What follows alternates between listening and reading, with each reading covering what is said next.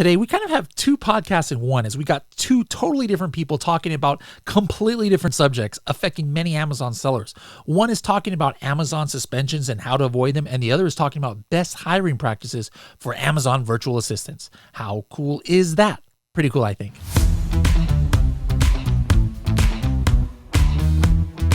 Hello, everybody, and welcome to another episode of the Serious Sellers Podcast by Helium 10. I am your host, Bradley Sutton, and this is the show that's a completely BS-free, unscripted, and unrehearsed organic conversation about serious strategies for serious sellers of any level in the e-commerce world. We've got a couple people who have never been on this podcast before, Leah and Gilad. How's it going, guys? Hey, Bradley. How are you? Pretty it's going good. Great. Yeah, we're good. How are you? Pretty awesome. Now, you two have you ever met in person? No, never. See, we're introducing people here on the podcast Yeah. too. Now, Leah, where are you located? Boston, Massachusetts. Boston, all right. And Gilad? Israel, Tel Aviv. Excellent. I used to follow sometimes the Maccabi basketball team over there. They had some good teams. Until they before, sucked. Yeah, but now they're getting I do. back I was into just business. talking about with Tomer right now that they kind of suck. Yep. Now, what do each of you do? Let's start with Leah. Where do you work, and what's your subject of expertise? I work with e-commerce Chris, so working on account and ASIN reinstatements, but I specifically specialized in product compliance, listing compliance, and brand registry issues, as well as product safety, because that kind of fits into the compliance side of things. Now, how long have you been in this field? I've been working with Chris since 2015. I've been in e-commerce since 2011, I think. So Okay. a long How did time. you get into e-commerce?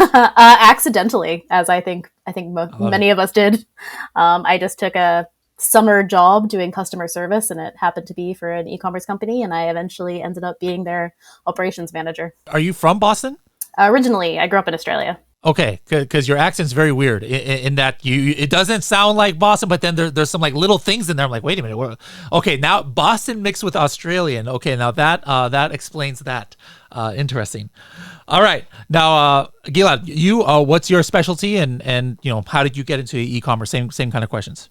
All right, so I was gonna say, wait till you hear my accent. So yeah, I'm from Israel, so this is an Israeli accent, and I'm the founder and CEO of VAA Philippines, Virtual Assistant Academy Philippines. We recruit VAs from the Philippines, and then we train them specifically to work with Amazon sellers, and we've been doing this for the last 5 years. Well, did you see? I knew where you guys worked, but because of Gilad, you're on here. Did you see my shirt? What I'm wearing today? Can you read it? Yep. I have the same one, by the way. Boracay. I was just there a few weeks ago on vacation. Amazing, my first time there. Did you know I'm half Filipino myself? No, I didn't know that. Yes. So how did you how did you decide to start this company and then in the Philippines of all places?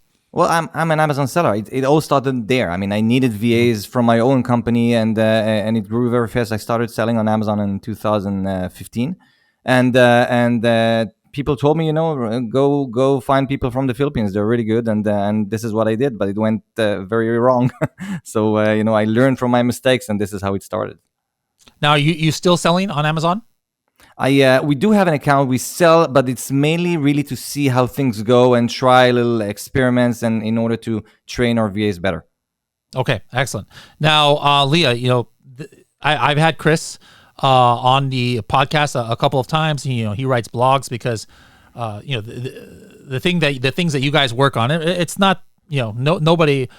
Everybody's goal is to never have to know who you are, Chris, because that means they never had to go reach out to you because their account got suspended or some crazy thing has happened. But unfortunately, it's just a fact of the matter is that one time or another you're probably going to run into something where you might be stuck due to an Amazon policy or could be your fault, could not be your fault, whatever the case is. But I haven't had Chris on here in a number of months. I don't think it's been quite a year yet. But I'm just wondering, in the last, here in 2022, we're already more than halfway through, believe it or not, 2022. What are some of the most common things that are happening now to Amazon sellers that they're having to procure your services for? I think the biggest increase we've seen is actually in abuse from other sellers. So more and more, we're either being hired to report something that a competitor is doing, or part of the ASIN and account suspension is actually due to abuse from another seller, which coincidentally is what I'm talking about at the Helium 10 Summit in September. But yeah, we're seeing a lot more abuse against seller on seller abuse, where like keyword abuse is probably the most well known form of that. Like throwing stuff in the back end on some certain like forbidding keywords, throwing it into their listing, and then it gets their listing suspended, like that kind of thing. Right, and we see that a lot where they'll do it on an international marketplace where the listing maybe isn't quite as locked down by brand registry, and that will eventually filter over into whatever their main market is. And then we also see things like false IP claims, which has been happening for a long time, but we're starting to see that more often than we were, say, a year ago. Mostly because Amazon isn't really doing a whole lot to stop that from happening. They don't really verify any of this before suspending a listing or an account, so it's a very easy way for people to take out their competitors, especially around things like Prime Day or in Q4 when sales are that much higher for a short period of time. Okay, so I mean, I'm assuming that since people come to you for this, it's not the end of the world if this happens. Like there is a way to that you guys know to kind of like save the seller and reinstate things and things like that, right? Yeah, I mean, so and unfortunately, it's not always like an easy process. Sure. But yeah, I mean, it is definitely salvageable. We actually only take cases on that we think that we can get reinstated because we do project rates, and otherwise we'll be stuck with them forever. But yeah, no, it is certainly fixable. But part of the issue, and I think part of the reason these tactics are so popular, is that Amazon teams are much slower than they were, say, a year ago. So, brand registry. That's not very comforting to yeah. know. I thought it was getting better, maybe. Well, so like brand registry, you're looking at least 15 business days for a response. That's actually what they put in the email. And product compliance is another team that now their KPIs are 10 business days for a response. So if your listing is incorrectly taken down, that could be, especially around holidays and Prime Day, you're essentially taken out for that period of time. So if you're trying to handle it yourself, it could take even longer, or not knowing the right way to escalate that, so you're not waiting around for a long period of time for it to get corrected by Amazon. Okay. Now, I know no matter what sellers do to protect themselves, there's always going to be a way that some kind of nefarious person out there will be able to, to still get in and screw things up. But what are a couple of things that can help people maybe even avoid this in the first place? Like I've heard some people talk about like making sure everything is uploaded by a flat file first, or something, even fields that you don't use. Like, does that help? Or what are some things that you've heard that can help kind of at least lessen the chances that they can be attacked? Yeah, I mean, so I actually recommend people use flat files for all listing updates anyway, just because it gives you that paper trail, which Amazon can also access. Amazon can't necessarily access changes made by the API, or at least the catalog team can't. So certainly I would recommend using flat files anyway. Filling in a lot of the fields does help. It's not foolproof, like you said. But also, maintaining brand registry helps a lot, and maintaining brand registry in any marketplace that your product is listed in. So, I mean, most people just do the US, at least if they're based in the US, because that's their main marketplace. But it is worth the time and the effort to get that trademark internationally accredited, so you can lock down your listings in the UK, Canada, Australia, because that's where we're seeing a lot of these abuse come through, because it's that much easier without brand registry there. Got it. All right, switching gears to Gilad. Gilad also is going to be speaking at Sell and Scale Summit. And one of the things that we're doing that I think that I have never seen this at an Amazon conference is we'll sometimes have two different people who are subjects in a certain field, but they might even be competitors to each other, or they just might have no relation where it's they're two completely different companies. And that's what we're going to do for your topic, which is talking about how best ways to hire VAs, and we're going to have Saqib hopefully from Pakistan, where there's a lot of great VAs as well. And it's going to be interesting to see the contrast. Like, hey, what's the difference between looking for a VA in the Philippines, looking for one in Pakistan, and other places. So that's one thing that's different about Sell and Scale. But as far as on your side, what were you planning to talk about in September at the show, Gilad? So the thing that really unique about us is that we're not just recruiting VAs from the Philippines and connecting them to the sellers. We are actually training them from scratch about everything they need to know about Amazon, and we continue to support them always, all year long with updates, changes on the TOS of Amazon, new features, and all that. So Helium basically, we're 10. focused. Yeah, definitely Helium 10. We were Okay. trained by the team of Helium 10. Vince took our VAs and trained them specifically for Atomic, for example. So we are there to make sure that VAs, they know Amazon. And what I'm going to talk about is actually not just about how to find good VAs, but more how to train them, which tasks on Amazon they can help you with, whether on PPC, social media, Seller Central, in order to really scale up and increase your revenue on Amazon. That's going to be the focus of the talk. I love it. I love it. Now, what is, just some common questions I imagine that, some sellers have is, hey, I want to hire somebody to help, with my product research, with my keyword research. Hey, this is somebody maybe I can, have them maybe, 10 hours a week. I can give them kind of entry level, they're not doing advanced PPC or they don't need to have that Vince training on Atomic and things like that. It's just some basic knowledge. What would I expect to pay for something, like that? Is it like a contract? Is it having them on a retainer? Is it just hourly? How does it work? Yeah, so basically, when somebody approaches us and wants to hire our VAs, first of all, they need to decide where they need help. Like, there is a difference between hiring an Amazon VA who's focused on Seller Central to a PPC VA who's obviously all trained only on PPC. With PPC VA, for example, the minimum would be 2 hours a day. And the maximum is a full-time job. So it's really up to you. You can start with 2 hours a day. And what we see is that, you start that way, but then after a while you see, okay, wait a minute, it's going well. And there are other things that the VA can help me with on PPC. So then you can always increase the hours later on. So it's flexible. Oh, by the way, and to your question, so the rates varies between $5.50 an hour to $7.50 an hour. Depends on the department, depends where you need help. But definitely affordable, and to get somebody that you can choose to hire only for like 2 hours a day. And then are they my employees, or I'm paying you and you're paying them, or how does that work? So you're paying us every month according to the schedule that you decided and the type of VAs that you're hiring with. And what we do is we continuously, like I said, to support the VAs all year long. And we give you a guarantee on the VA. So if you want to even replace the VA with another or improve something in the level of the VA, you have somebody to reach out to and talk to in order to give additional trainings to the VA or improve or even replace the VA, like I said. Okay. Now I have a question for you. And this is I don't know, maybe kind of a controversial topic. And I don't think there's any quote unquote right answer or wrong answer here. But one of the common debates I see is, hey, what should I hire for? And some people will say, oh, hire for your weakness. Like if you don't know PPC, hey, hire somebody to do your PPC. My opinion is kind of the opposite. Like to me, I don't think anybody should hire somebody to do something that you at least don't know how to do yourself, because in my opinion, it's kind of like, hey, how do you even know if I'm not even just talking about VA. I'm talking about even if you have somebody, in your office, like how can you really gauge their work if you really don't even know what it is? So what is your opinion on it? Like, should you hire for your weakness only, or should you try and hire things that on stuff that you at least already know how to do yourself, just so that you can be able to gauge their output?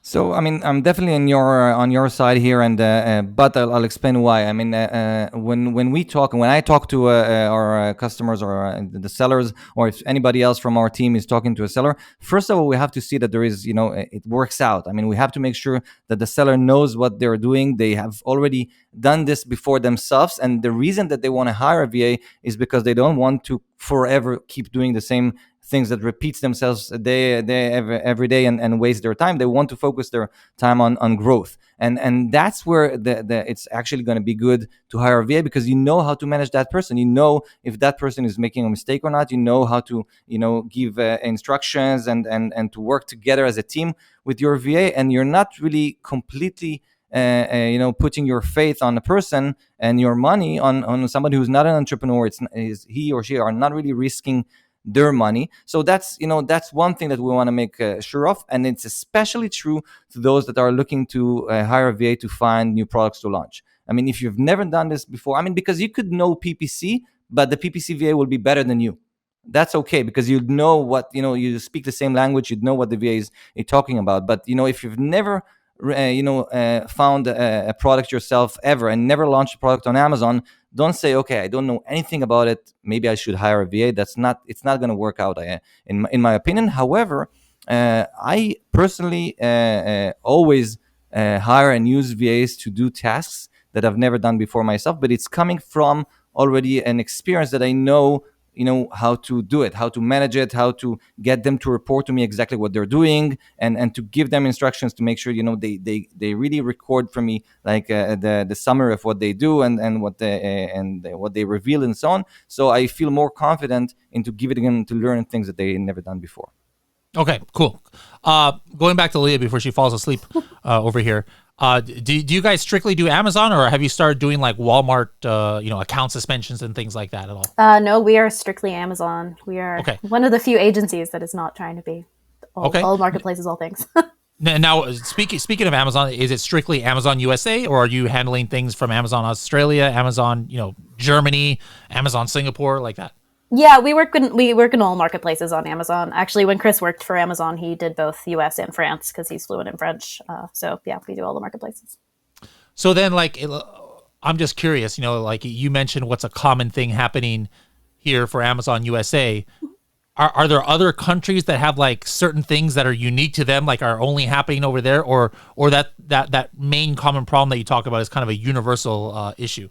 Yeah, I mean, abuse is definitely a universal issue, as is IP complaints. The main area that we see a difference in issues that sellers have, and also just Amazon policy, is more around product compliance because those laws are so different in each marketplace. So that's also an area where a lot of sellers unintentionally break the rules because they're familiar with the compliance rules, say in the US, not realizing that they're slightly different in Canada or in the UK, and they don't really realize until Amazon asks them for documentation that they don't have. Okay.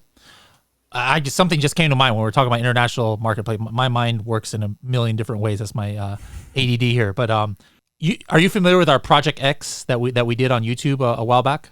Have you ever heard of that? I don't believe so. No. Okay, so Project X was something that we did like maybe 3 years ago, where we as Helium 10, like we made a YouTube kind of like reality TV show where we started our own product, and actually one of them is a coffin shelf and one is an egg tray. It's like we showed people the A to Z on how to find them, and then we launched it, and they're real products. Yeah, a shelf shaped like I look behind. A shelf shaped like a coffin. I was like, a shelf for a coffin. Okay, got it. Here, yeah, I have it kind of up there on the top of my thing. You can't see it, but yeah, a shelf shaped like a coffin, and we've sold thousands of them. Hundreds of thousands of dollars. It's crazy how many people buy that kind of thing. But anyways, these are real products. We sell them. We use it for our case studies and be able to test different things on it.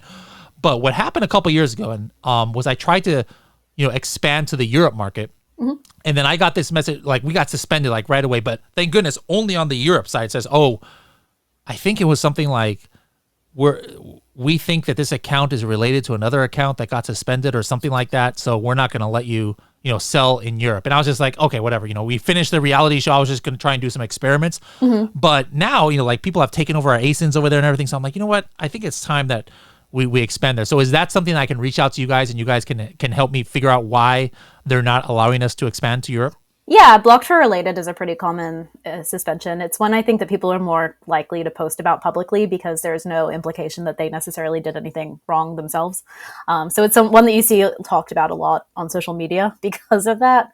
But yeah, usually the first step with the relation is figuring out which account Amazon thinks that you're related to, and then figuring out why exactly that relation. Usually it's an employee or, a third-party service provider that you've used who was also working with other sellers. Sometimes it's even your warehouse can cause that sort of relation. I mean, I think what it is, what I was thinking it could be was, especially at Helium 10, we have sellers come into our place, but, one of Manny Coates, the founder's brothers, had one of Manny's accounts, and I think something might have happened to it, but because probably something on the back end, like an address or something like got related somehow. But I was just shocked that our US account never got suspended. But what would the process be like? Because I'm literally going to do this after like the call. I'll email you and we'll get the process started. But I'm sure there's people out there who might have a similar situation. Like, what is it? Like what are the steps? Like, I just email you guys, and then are you guys going to need like a sub account into our account so that you can see the error message yourself, or screenshots good enough, or how do we even do this? No, we don't need account access. Usually the first step is showing us the notification that you received from Amazon,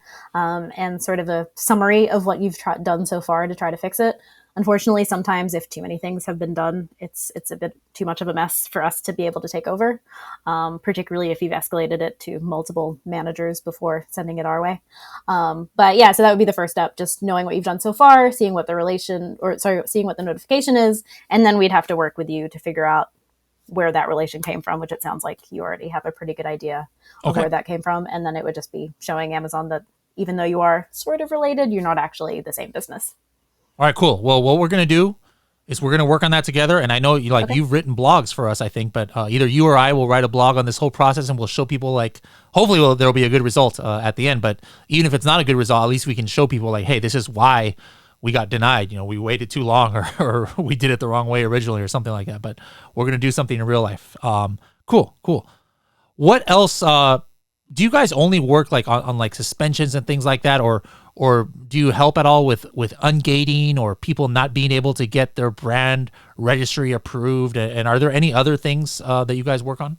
We do work on brand registry not being approved, which is... What are the common reasons of that, and what are the solutions usually?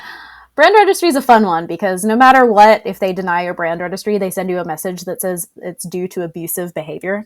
That's just their denial email. So even if there was no abusive behavior, that's the email you receive from Amazon.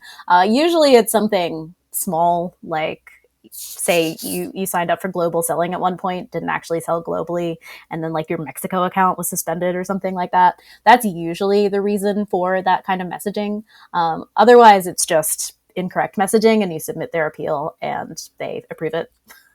Okay. All right, cool. Going back to Gilad now, what, you mentioned, we can have, start people at 2 hours a day, or we can, do up to, full time. How do I know I'm just saying me hypothetically as an Amazon seller, how do I know what I should do or when I'm ready for a full-time employee? And should I just get somebody that specializes in PPC, or should I get one of these A to Z ones who can handle different aspects? Maybe I'm a seller who's, I'm in the high six figures now, and I'm okay, I know that I need help because I'm working 20 hours a day. What's my next step? Can you talk to me and how I can know what my first step should be?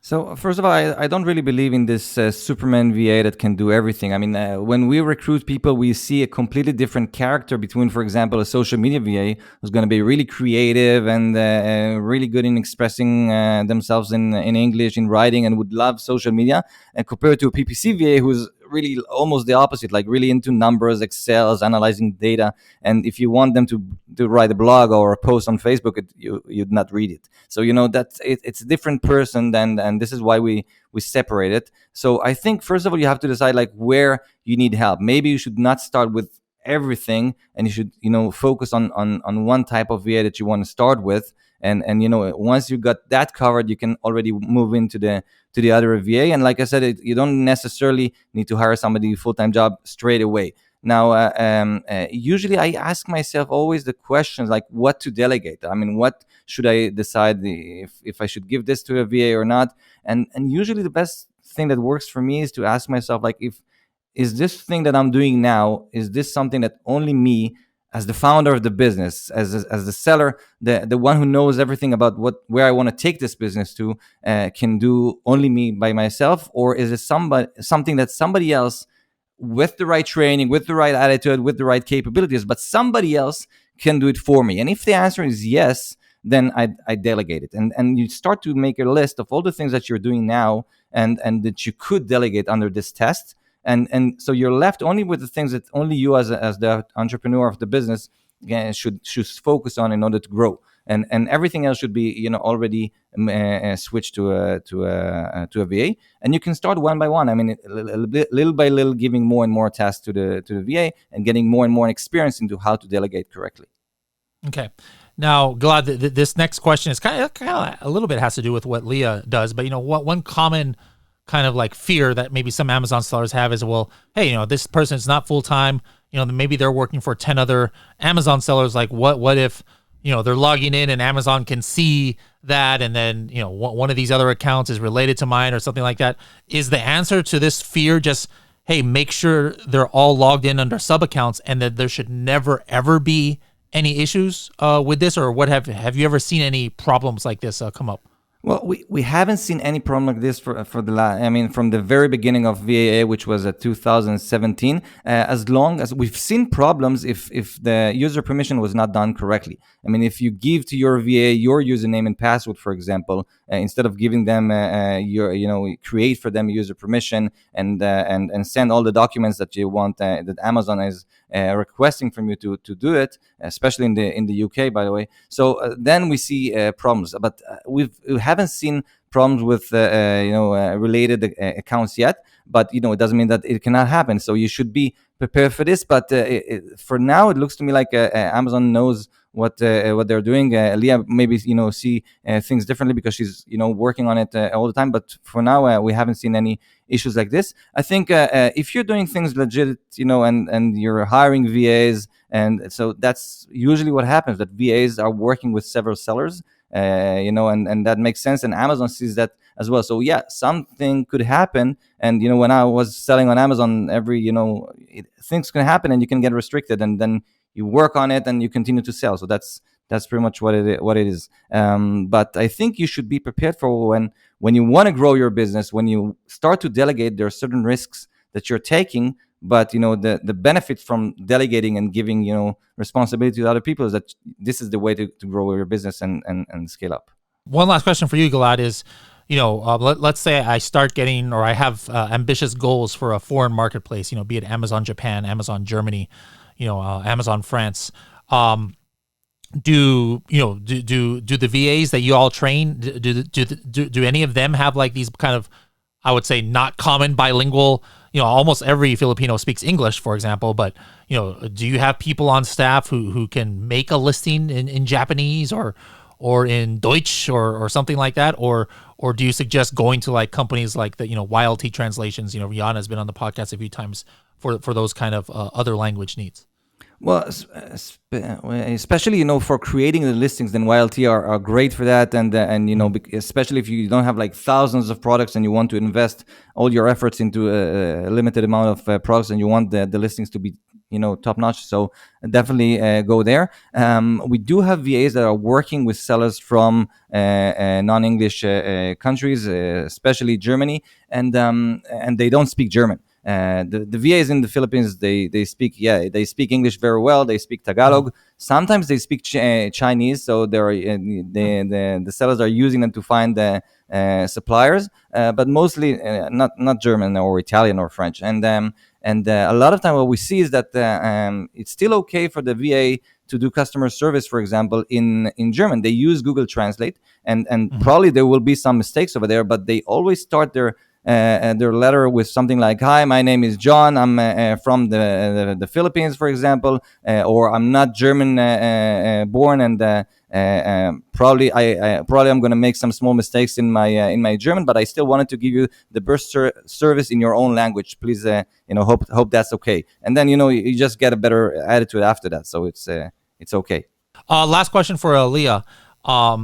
Something that, again, I'm not sure if I would call this controversial, but I hear differing opinions on this, is, back in the day, it was kind of common knowledge that, hey, if you want to open up another Seller Central account, you need to get permission from Amazon, to do that, just to make sure you got all your ducks in a row. And sometimes if you don't want Amazon to even know that this is your account, you go ahead and just start it with all your different information and never log in on, always use a virtual server or something like that, never log in under your home network. Mm-hmm. But, about a year or two ago, a lot of people started saying, even though there's kind of conflicting documentation in Amazon where, no, you don't need to ask Amazon anymore. As long as you have different information, just go ahead and start as many Seller Central accounts as you want.